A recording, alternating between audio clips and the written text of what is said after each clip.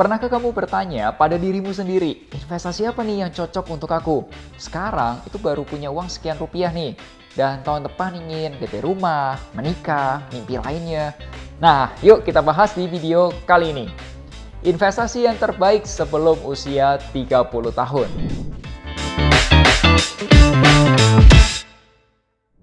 Halo guys, jumpa lagi bersama Melvin Mumpuni. Nah, kali ini aku mau jawab pertanyaan dari netizen di Quora. Kak, umur saya ini 29 tahun dan saya punya uang 150 juta rupiah.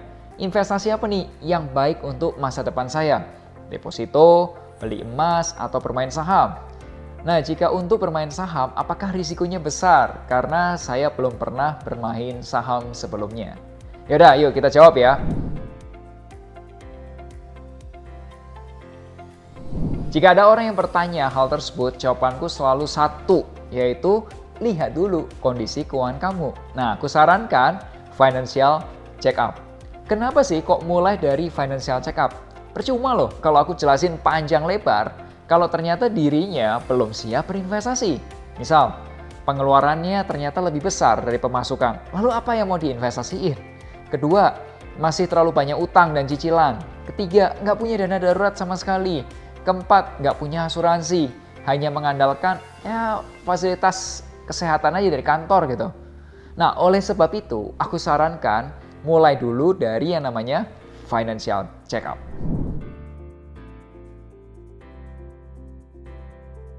Vin, kenapa sih nggak jawab invest dari diri sendiri? Gini loh, sebenarnya ya, cara berpikirnya begini. Ketika kita menggunakan kata investasi, itu ada 3 kemungkinan jawaban atau 3 kemungkinan kejadian, yaitu untung, kedua balik modal, atau yang ketiga rugi. Nah, sekarang kita tanyakan kembali, seandainya kamu investasi pada diri sendiri dengan cara 1. Kamu ambil online course, belajar cara jualan, itu apa ruginya?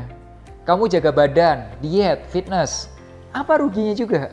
Yang ketiga, kamu menjalin tali silaturahmi, networking seluas-luasnya. Itu apa ruginya? Gak ada kan? So, makanya aku bilang itu tuh bukan investasi, melainkan usaha yang seharusnya sudah kita lakukan.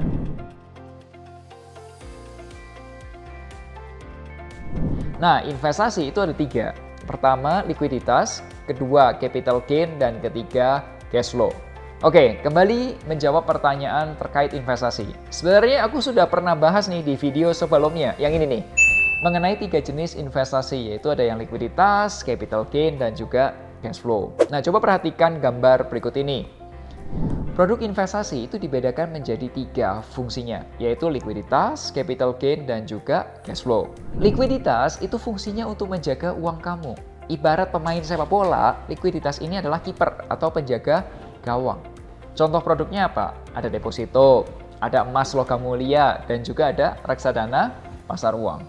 Nah, kemudian ada juga capital gain. Ini fungsinya untuk mendapatkan pertumbuhan modal atau keuntungan yang lebih tinggi.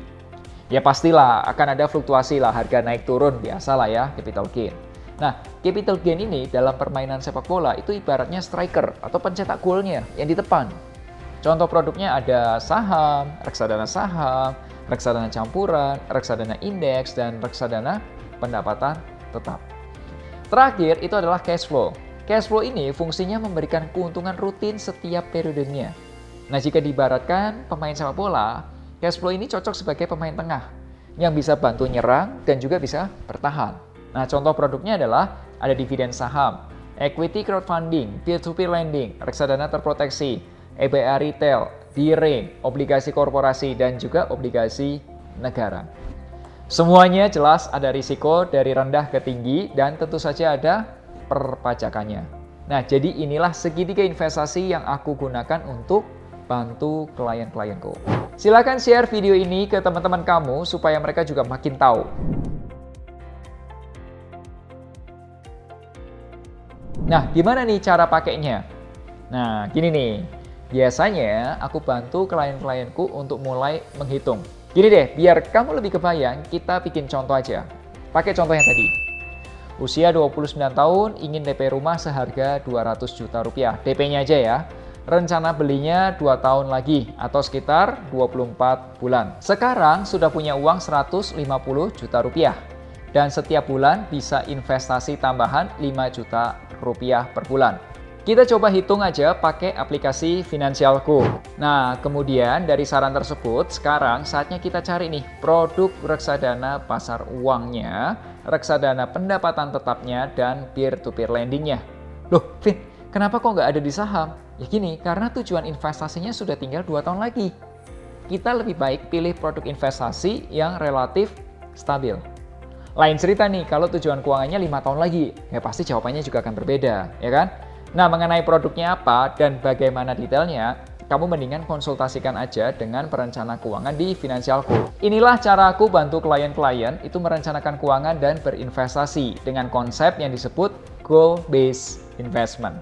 Nah, kalau kamu ingin dibantu menyiapkan perencanaan keuangan, rencana beli rumah, dana pendidikan anak, atau pensiun, kamu boleh langsung hubungi kami di link ini atau juga di nomor WhatsApp berikut ini. Semoga kamu makin paham cara kerja investasi dari A sampai Z, dan jika ada pertanyaan silahkan tulis di kolom komentar. Saya coba bantu jawab, oke?